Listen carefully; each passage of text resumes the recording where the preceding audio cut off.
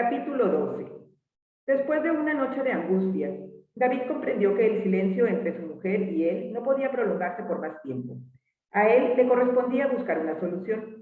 Cuando salió de la cabaña a las 9 de la mañana, como si fuera a dar un paseo habitual, en realidad lo que hizo fue tomar el ómnibus de Headleston. Primero que todo, tenía que entrevistarse con su padre, pues si bien no lo demostraba, sentía por Enrique afecto y gratitud. Aunque no compartía muchas de sus ideas, creía que era un hombre de bien y de sentido común. Era precisamente por esas cualidades que iba a buscarlo. El viaje lento e incómodo le pareció interminable, pero al fin el viejo vehículo se detuvo con una sacudida en la Plaza Victoria. La lluvia le azotó la cara al bajar. Rápidamente caminó hacia las oficinas de la Luz del Norte, subió las escaleras y entró en el despacho del director. El cuarto estaba vacío, pero la señorita Moffat apareció de pronto y lo miró con sorpresa. ¿Cómo está, señorita Moffat? Deseo ver a mi padre.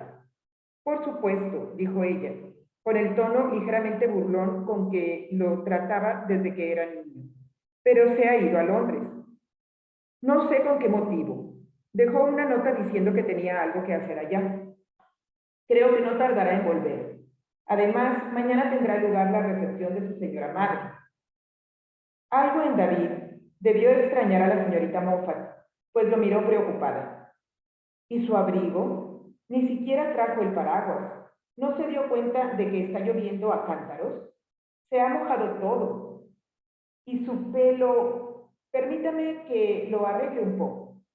Le abotonó el cuello de la camisa de franela y le quitó las gotas de agua de la chaqueta. Ya está. ¿Quiere tomar una taza de té? No, no, mil gracias. Perdóneme, tengo que irme. Bajó las escaleras con tal velocidad que se encontró de pronto cruzando la calzada frente a un coche en marcha. Siguió su camino convencido de que la ausencia de su padre tenía algo que ver con el odioso enigma que él era incapaz de descifrar. Solo había una solución y no le importaba en lo más mínimo cuáles pudieran ser sus consecuencias. En menos de 5 minutos llegó al edificio Prudencial, cuyo tercer piso ocupaba la Crónica. Durante varios minutos se paseó por la acera, ensayando lo que iba a decir, poniendo en juego todos sus recursos mentales y físicos. Se representó lo que ocurriría, pensó en los insultos que iba a recibir, y la cólera comenzó a dominarlo. Sintió la garganta apretada y la boca seca. Con un impulso ciego subió por las escaleras hasta el tercer piso, sin acordarse del ascensor. En la puerta principal, en letras doradas, decía La Crónica Diaria, dirección. Entró sin llamar. Le sorprendió la soledad de la oficina y la falta de actividad. Un muchacho de unos 17 años estaba frente al conmutador telefónico. En un tono que a duras penas reconoció como suyo, David le manifestó que quería ver a Nie.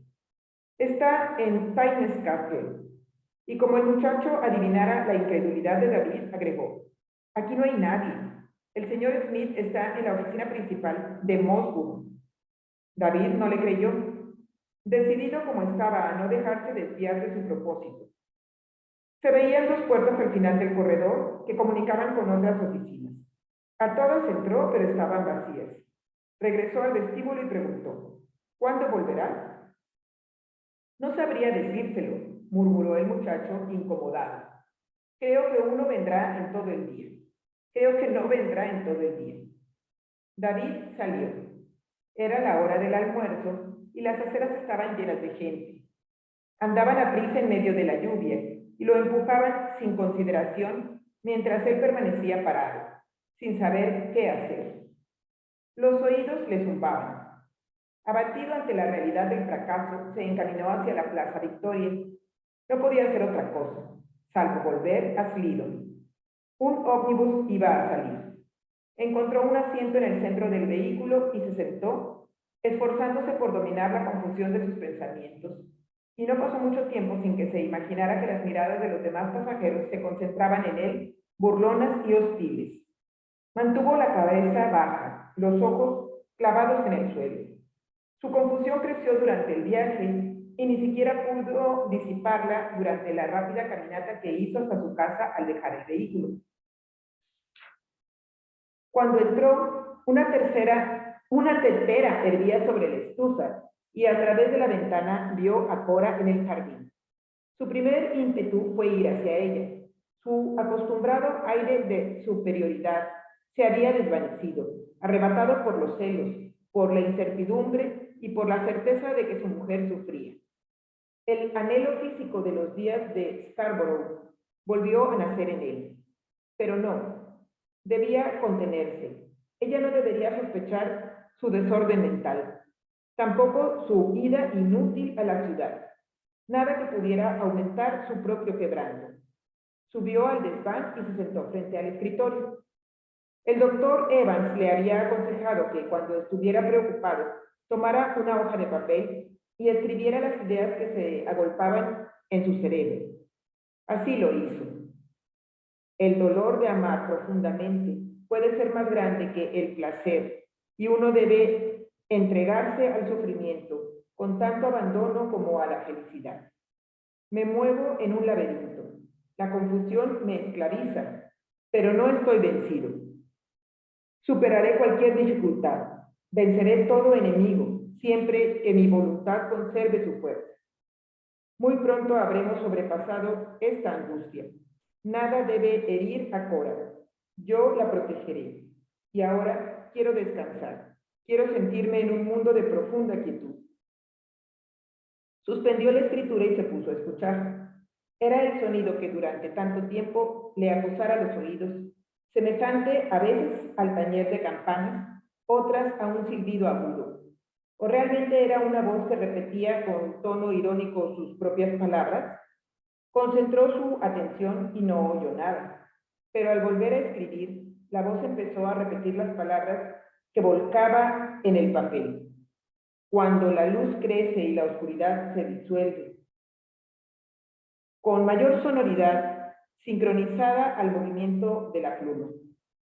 Trató de acallarla, escribiendo despacio, pero fue inútil. Entonces se puso a escribir rápidamente, y la voz subió de tono y adquirió más velocidad hasta hacerse intolerable. Soltó la pluma como si ardiera y se agarró del borde de la mesa para no perder el equilibrio, recordando la advertencia que le hizo el doctor Evans la primera vez que le habló de las voces. Todo es pura fantasía, es una alucinación auditiva. Échela de la mente, no se deje sugestionar ni siquiera por un segundo. Levantó lentamente la cabeza. La voz había enmudecido. ¿Sería verdad? Se mantuvo rígido, deseando que el silencio se prolongara, pero en cambio, y sin que tuviera relación alguna con lo que escribiera, escuchó una llamada débil, pero clara, que parecía venir del dormitorio del piso bajo. Era un hombre que le decía, paje, paje, y enseguida, con un estremecimiento de terror, oyó la voz de Nie. Cuídese mejor de su propia cabeza, amigo. Dio un salto, tapándose los oídos con los índices. Era una morbosa manifestación del estado de sus nervios. Y no obstante, mientras luchaba desesperadamente contra ella, la voz volvió a dejarse oír desde el piso de abajo, más sonora e insolente.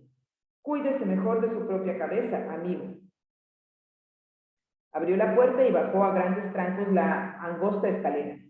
Entró en el dormitorio y comenzó a escudriñar debajo de la cama, en los armarios, en cada uno de los rincones. No halló a nadie. Desolado, se sentó en el borde del lecho. ¿Estaba volviéndose loco? La voz había enmudecido por completo. Como le ocurriera otra vez, con la búsqueda inútil se desvaneció la misteriosa alucinación. Se sintió débil, pero recobrado. Después de suspirar profundamente, se paró frente al espejo del tocador para arreglarse el cabello. Entonces vio la imagen de Cora en el cristal. Al fin percibía una luz entre las sombras.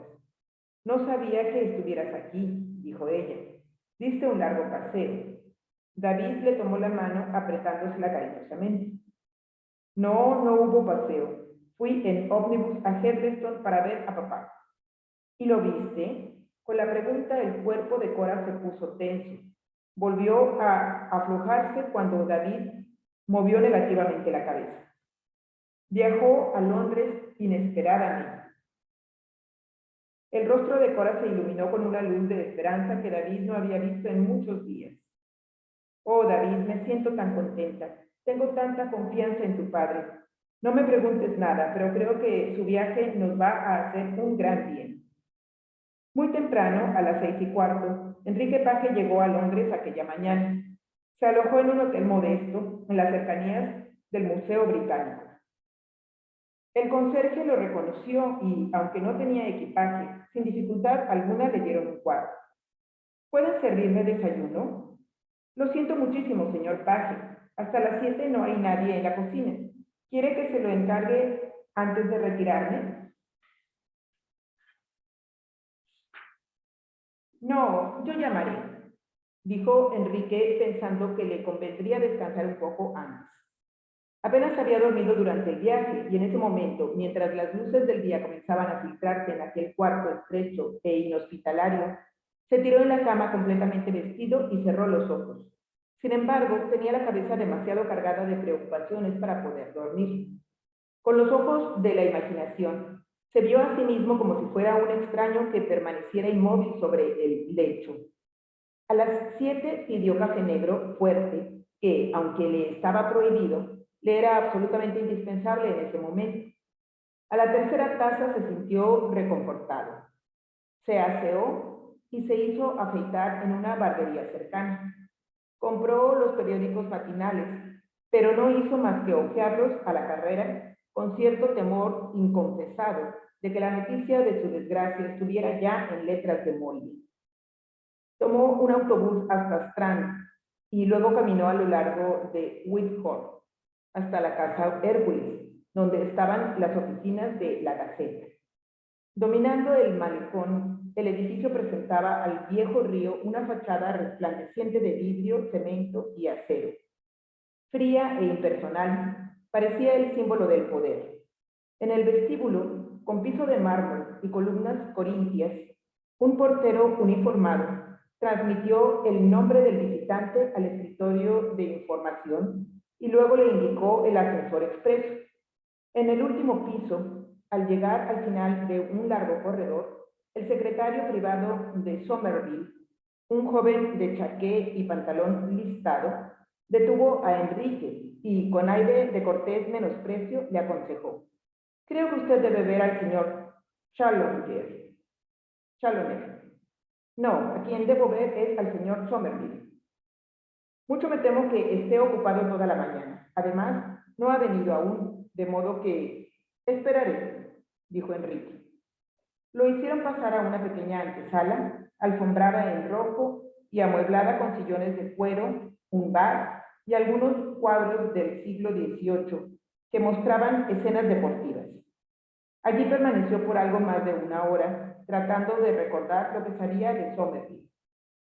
Varios años antes, la compra que Somerville hiciera de la Gaceta, entonces al borde de la ruina, se convirtió en un éxito espectacular. Tenía una extraordinaria habilidad para captar el gusto del público y al paso que las ventas se multiplicaban, crecían también su confianza y su audacia. Organizó una pequeña publicación semanal, tópicos locales y luego el Argos del Domingo. Al principio estas nuevas aventuras se mostraron muy prometedoras, catando el gusto del poder. Somerville comenzó a desempeñar prematuramente el papel de zar de la prensa. Compró un yate, contribuyó generosamente a diversas obras de beneficencia, haciendo intensas publicidades de ello.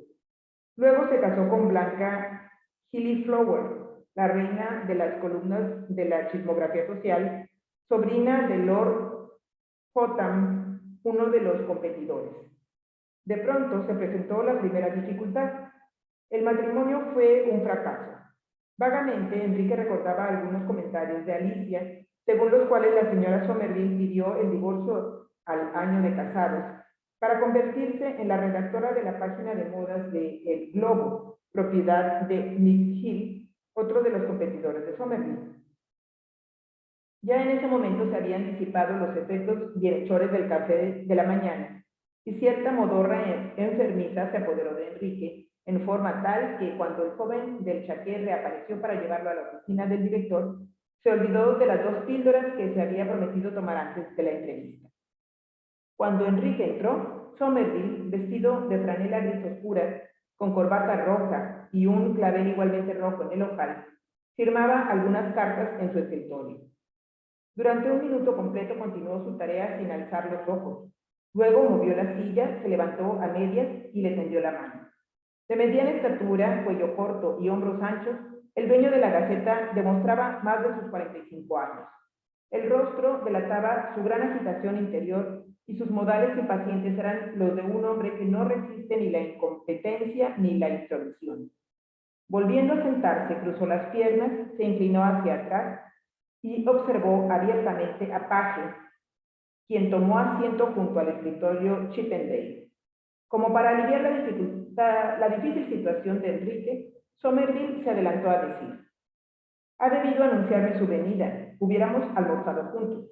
Con todo, permítame que lo felicite por la formidable resistencia que desplegó. En un momento dado pensé que nos iba a poner fuera de combate, pero según entiendo, ya no hay de qué discutir. No, no tanto como eso, dijo Enrique.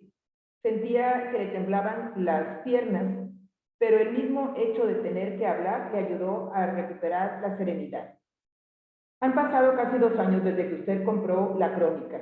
Reconozco que me conduje entonces como un sujeto lleno de prejuicios y resentimientos. Usted tenía todo derecho de publicar su periódico en Headleston y de competir con el mío. Como no había lugar para los dos, correspondía a los lectores escoger entre uno u otro. Ya lo hicieron y yo estoy aquí para pedirle que respete esa elección. El favor del público es una circunstancia muy variable, dijo Somerville. Puede cambiar de la noche a la mañana. Todavía se vende la Crónica y continuaremos haciéndolo. No, exclamó Enrique con un movimiento de cabeza. Ustedes han tratado por todos los medios de arruinarme y no lo han conseguido. Ahora dejen la luz del norte tranquila. Después de toda la lucha y todos los sudores que nos ha costado establecernos en Headleston, ¿quiere usted que nos retiremos con el rabo entre las piernas? Solo le pido que no publiquen cierta noticia. Suprimir una noticia. Usted me sorprende. Nuestra obligación moral con el público no nos permite suprimir una noticia jamás. Pero aquella a que me refiero no es importante. Solo se refiere a mi familia y a mí. Yo supongo que mi director de Headleston considera que todo cuanto le atañe a usted y a su familia es importante para la crónica. Enrique apretó los labios. Se trata de un caso lamentable, extraído del pasado, que habría de lastimar a personas inocentes. Mi querido señor, ¿qué quiere decir? Nos hallamos en la mitad del siglo XX. En el duro vaivén de nuestro oficio siempre se hace o se recibe algún daño. Personalmente, yo no puedo vigilar cada una de las palabras que se imprimen en la crónica. Tengo confianza en el director y le dejo esa responsabilidad a él. Enrique no pudo reprimir una oleada de amargura.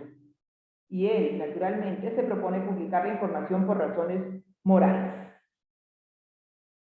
Somerville consultó su reloj con impaciencia.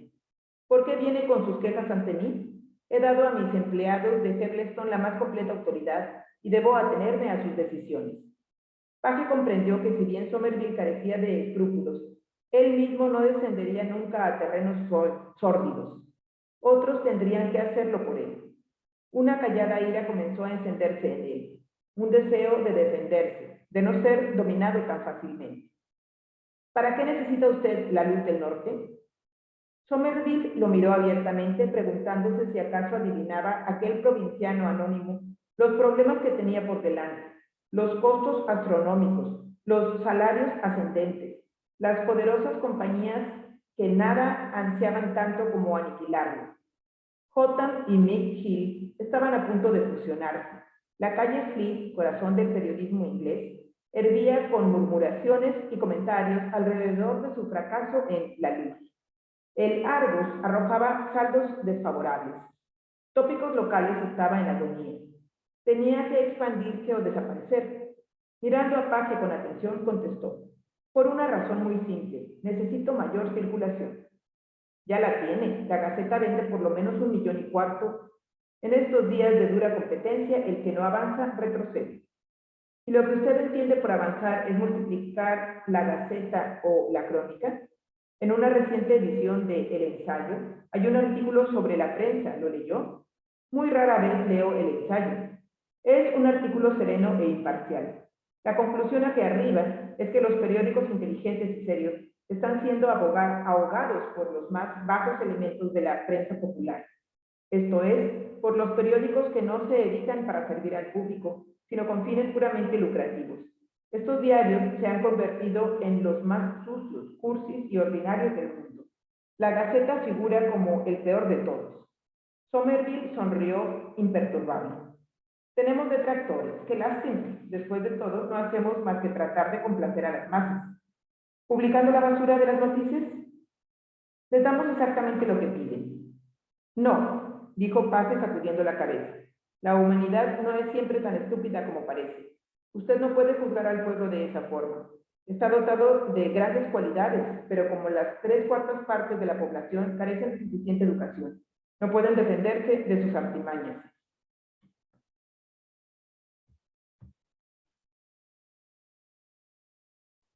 No son solo las noticias sensacionales, las relacionadas con el erotismo y el crimen, lo que hacen de su periódico una publicación perniciosa, sino la manera en que estimula los más groseros prejuicios y apetitos. Usted no recuerda que Balfour decía, prefiero vender ginebra a los pobres que envenenarlos con la prensa. Nadie sabe mejor que usted mismo qué inmenso y poderoso instrumento tiene en las manos. ¿Por qué no lo usa para crear? Jamás el país ha tenido tanta necesidad de una prensa inteligente y de sanos principios. Hemos sufrido un golpe político, económico y moral, que será pasajero, de eso estoy seguro, pero del que tendremos que recuperarnos por nuestro propio esfuerzo, si no...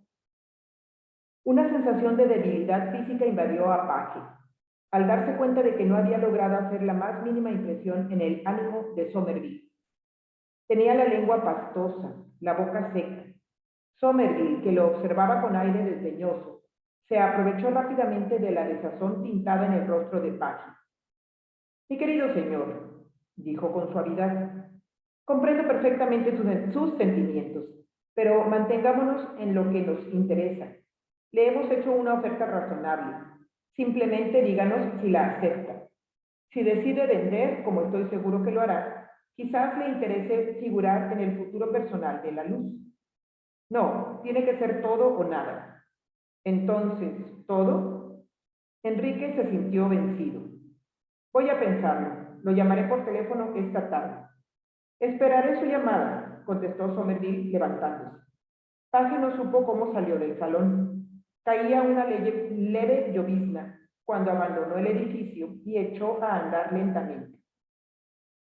Una creciente languidez le indicaba que debía tomar algo. En realidad, no había comido casi nada desde el mediodía del día anterior.